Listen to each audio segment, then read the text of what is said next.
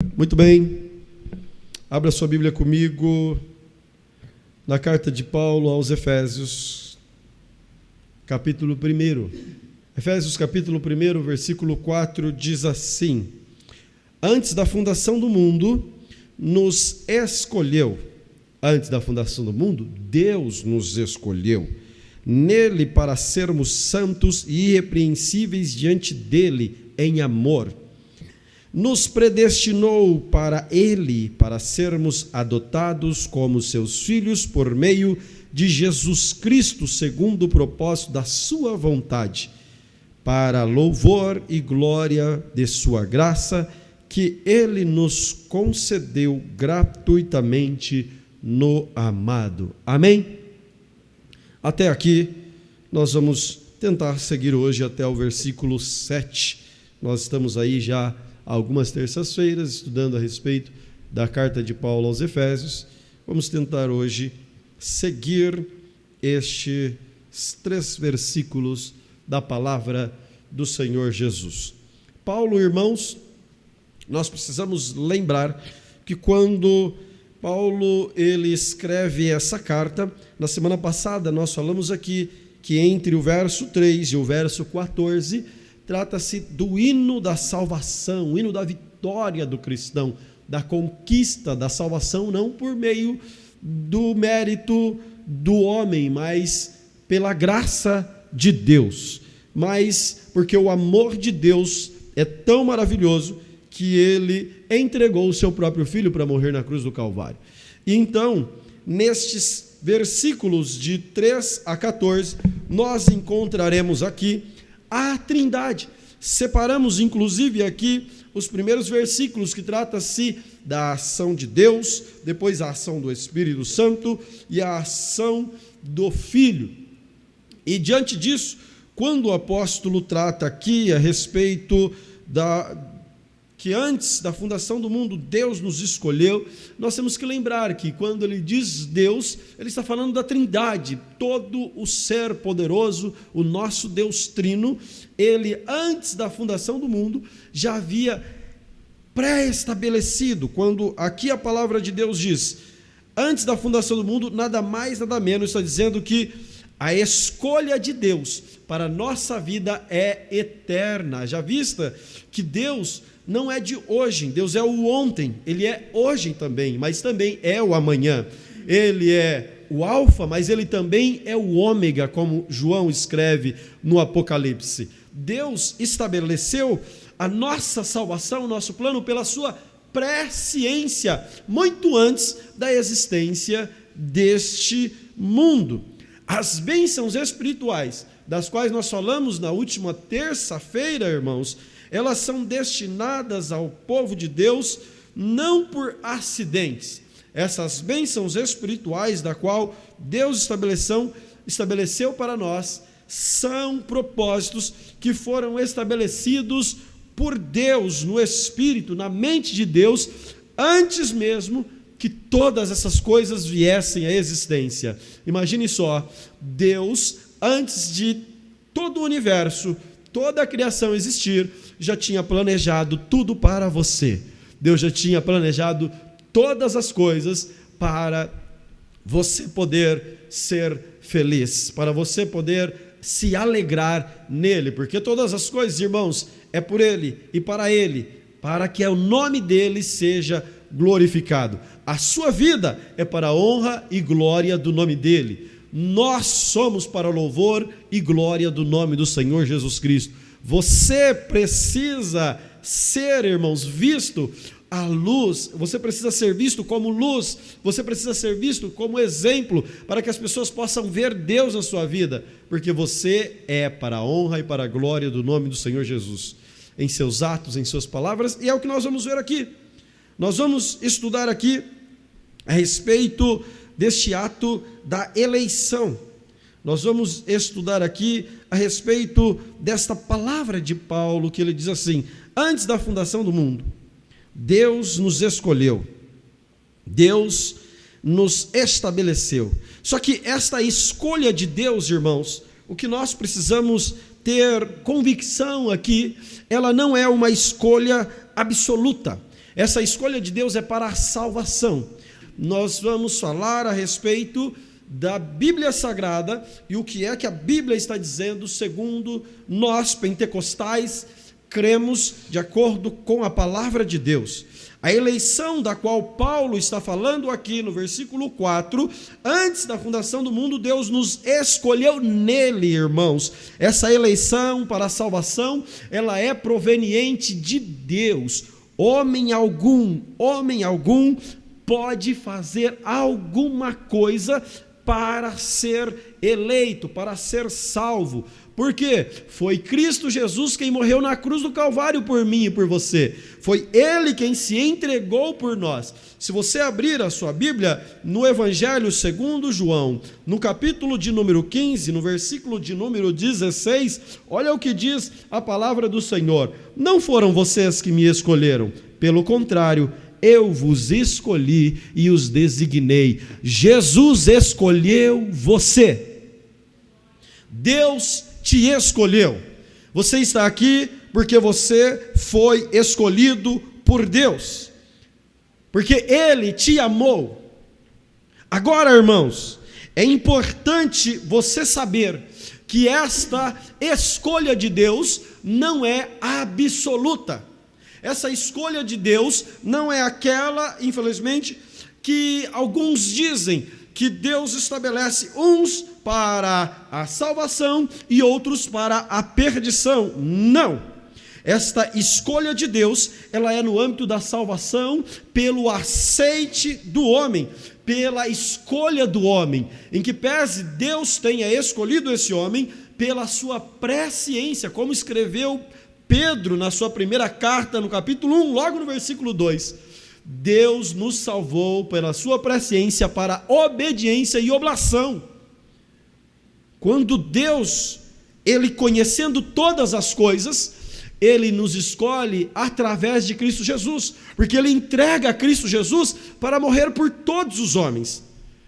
No entanto, aqueles que creem, aqueles que aceitarem a Jesus, nele e por Ele, são eleitos em Cristo Jesus, são escolhidos por Cristo Jesus. Não existe, irmãos, Paulo não está dizendo aqui que alguns foram para a perdição e outros para a salvação. Eu vou colocar aqui um adendo.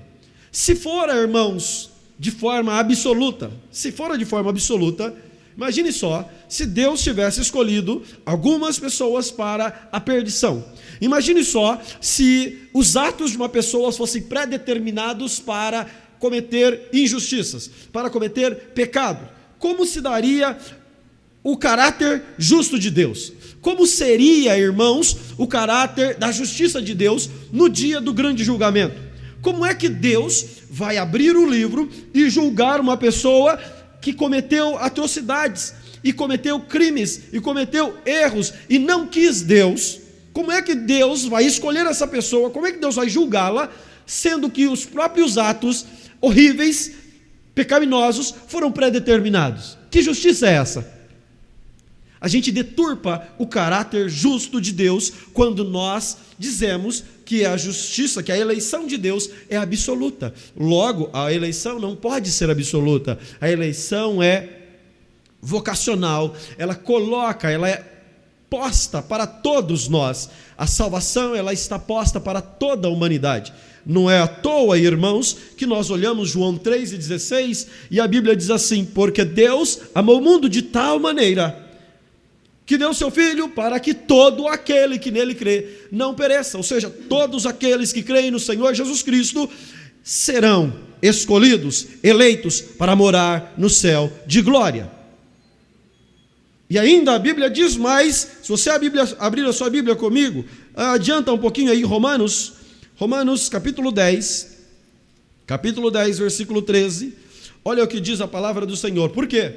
Todo aquele que invocar o nome do Senhor será salvo. Paulo não coloca ressalva, ele diz que todo aquele que invocar o nome do Senhor será salvo. Não existe ressalva.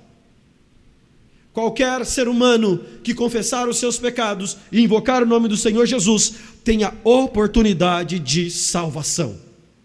Hoje eu estava ali no hospital visitando meu cunhado, ali na UTI, e ele estava testemunhando alguns fatos, que um enfermeiro cristão que ali estava, que hoje, infelizmente, 3 pessoas faleceram naquela UTI, e ele estava conversando com o enfermeiro, e o enfermeiro chegou diante de uma pessoa e disse para aquela pessoa: olha, você está num momento muito difícil. A pessoa não falava. Você está numa situação muito difícil. Mas se você se arrepender dos seus pecados, ainda resta uma esperança para você. Ele estava relatando que enquanto o enfermeiro falava isso, lágrimas corriam no olho daquele homem. E tempo mais tarde, momentos mais tarde, ainda na manhã de hoje, aquele homem veio a falecer. Todos, quantos se arrependerem, que invocar o nome do Senhor, não importa se hoje, se amanhã, se no último momento da vida, assim como o ladrão da cruz, todos quanto invocarem o nome do Senhor Jesus Cristo, têm poder para serem alcançados. Deus tem poder para alcançar e salvar a vida destes. Então, irmãos, a eleição não é absoluta e nem arbitrária. A eleição, ela é destinada para aqueles que quiserem. Deus nos deu livre arbítrio para escolher onde nós vamos. Afinal, Jesus Cristo mesmo disse: existem 2 caminhos, a porta larga e a porta estreita. A porta larga conduz ao inferno e a porta estreita, ela conduz para o céu. Qual deles você vai escolher? Jesus Cristo deixou isso muito claro. O homem escolhe que caminho ele quer seguir. Então, a eleição, irmãos, a eleição aqui, os eleitos, eles estão constituídos, já disse aqui, não são por decretos absolutos, mas pela aceitação. Quando eu aceito o ato de Deus na minha vida, aleluia. Vem cá, vai lá em 1 de Pedro, eu já citei aqui, mas eu quero ler com você. 1 de Pedro, capítulo 1, versículo 2.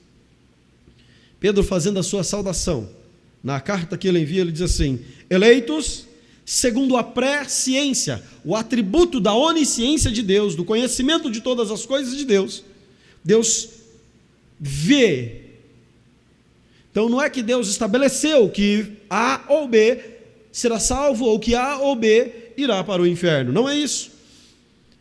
Pelo conhecimento dele, ele vê aqueles que aceitarão e aqueles que negarão o nome do Senhor Jesus Cristo.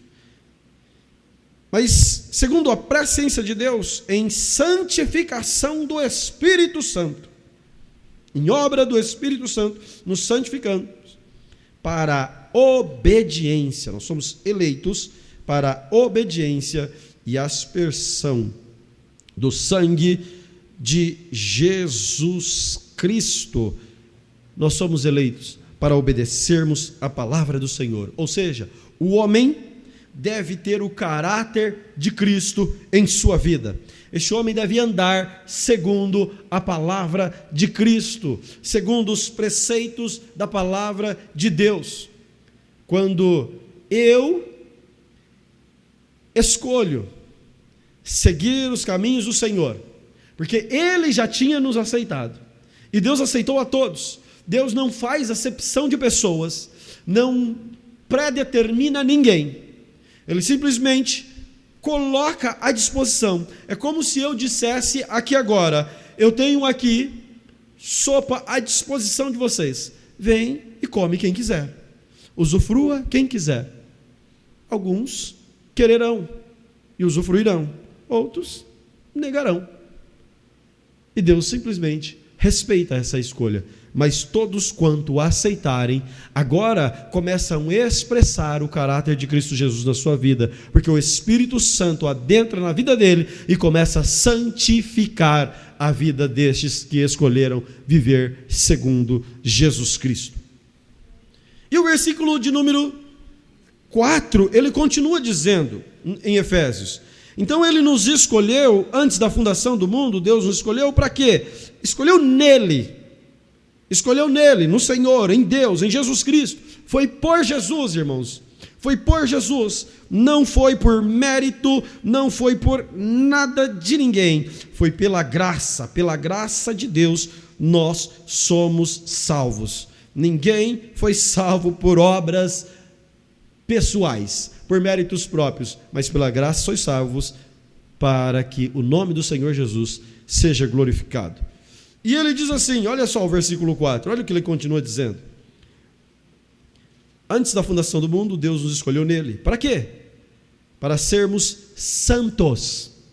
Santos aqui não é aquele santo da saudação. Lembra lá no primeiro dia, quando nós falamos do versículo 1, que diz santo separado. Este santo aqui, irmãos, ele vai um pouco além da santidade cerimonial, ou seja, essa santidade da separação. Então, o que eu quero dizer aqui? Este santo aqui, ele precisa manifestar, uma vez que nós somos eleitos em Cristo Jesus, precisa manifestar uma diferença no nosso interior moral. Eu preciso esboçar Cristo Jesus na minha vida. As pessoas precisam ver santidade em você. Lembra o sacerdote? O sacerdote, ele andava com vestes diferentes. O sacerdote tinha um vernáculo diferente. O sacerdote, além das roupas diferentes, não podia tocar em certas coisas, não podia caminhar por certos lugares. Tinha muitas regras para o sacerdote. E na sua testa tinha vamos dizer assim, me esqueci o nome, uma coroa escrita santidade ao Senhor. Santidade. Mas aquela santidade estava expressa naquele ornamento que estava sobre a testa do sacerdote. Hoje, a Bíblia diz, lá em Apocalipse, capítulo 1, que Deus nos constituiu através de Cristo Jesus, reis e sacerdotes, não mais para que a santidade esteja impressa na nossa roupa, mas nos nossos corações, nos nossos atos, nas nossas atitudes, e as pessoas precisam ver que tem sacerdotes de Deus andando aqui por aqui. As pessoas precisam verificar isso em você, isto em mim, que nós somos sacerdotes do Rei, do Senhor, dos deuses, o Deus acima de todos os deuses. Deus quer que a santidade dele seja esboçada ao mundo através de você. Olha só o que ele diz mais no verso 4 ainda. Nele, para sermos santos e irrepreensíveis. O termo irrepreensível aqui é literalmente irrepreensível. É o seguinte: as pessoas precisam olhar para nós e não encontrar alguma coisa para apontar. É literalmente isso. Não podem encontrar em nós uma mácula. É difícil, né? Irrepreensível aquele que não tem uma vírgula para que possa ser apontado nele. Sabe como é possível? Através do Espírito Santo na sua vida. Permita que o Espírito Santo molde você. Permita que o Espírito Santo modele você. Permita que o oleiro trabalhe em você, nesse vaso. Permita que, ainda que tenha que ser quebrado, remodelado, mas permita que ele trabalhe em você profundamente, para que você seja perfeito e sem cera. E seja sincero e irrepreensíveis no Senhor. Só é possível através do Espírito Santo. E o Espírito Santo está na minha e na sua vida, porque Jesus Cristo diz: eu não vos deixarei órfão, eu enviarei outro da mesma espécie, o Consolador, o Espírito Santo. E ele está aqui, está aí na sua vida, querendo moldar e modelar você, deixar você irrepreensível. As pessoas olharão para você e vão glorificar o nome do Senhor Jesus Cristo, porque ele vai ver em você uma perfeição da qual não se enxerga no mundo. É por isso que algumas pessoas olham para você e falam: você é diferente, você tem alguma coisa diferente. Estão enxergando Cristo em sua vida, estão enxergando o Espírito Santo trabalhando em sua vida. Existem pessoas que até não falam, mas querem estar perto de você, porque você está transmitindo paz, você está transmitindo algo que ela não tem em qualquer lugar. É o Espírito Santo mostrando para o mundo, exalando o perfume suave de Cristo Jesus para este mundo. Que nós possamos permitir que esse cheiro suave, esse perfume suave de Cristo, continue sendo exalado para toda a humanidade. Ele diz, para que sejamos santos, irrepreensíveis diante dele em amor, em amor. Em amor. E aí ele diz, versículo 5, olha só o verso 5. E nos predestinou para ele. Nos predestinou para ele para sermos como seus filhos por meio de Jesus Cristo. Paulo está deixando bem claro, irmãos, por meio de Jesus Cristo. Por meio de Jesus Cristo. Nunca será por ato do homem.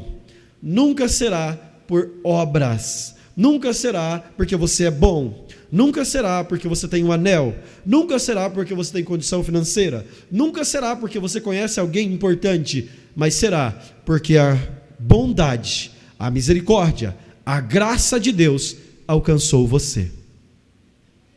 Aleluia! Vale um glória a Deus aí, igreja? Os irmãos estão acordados ainda? Glória a Jesus. O verbo aqui, irmãos, predestinou, que foi traduzido para predestinação, que foi traduzido para nos predestinou, é prorizas. Esse prorizas significa literalmente, tendo destacado de antemão. Mais uma vez, Paulo está remetendo que a minha salvação, que a minha separação é eterna. Lá atrás, Deus já havia nos separados. Por que Deus havia nos separado? Porque eu e você pecamos. Porque o homem pecou. E uma vez que o homem pecou, ele perde o status de filho. Quando Deus cria o homem, Gênesis 1, 26, Deus cria o homem como filhos teus, como sendo seus filhos amados. E agora esse homem tem comunhão. Nós vamos ler Atos 17, 28. Esse homem tem comunhão com Deus. Mas Romanos, capítulo 3, versículo 23, porque todos pecaram, destituídos estão da glória de Deus. Por conta do pecado, agora esse homem perde o status de filho. Esse homem agora, ele é filho das trevas. Ele passa a ser não mais filhos da luz, mas filho das trevas.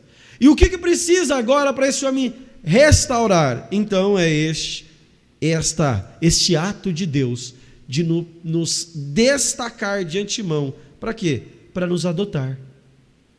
Então essa predestinação não tem nada disso que predestinou uns para o inferno e outros para a salvação.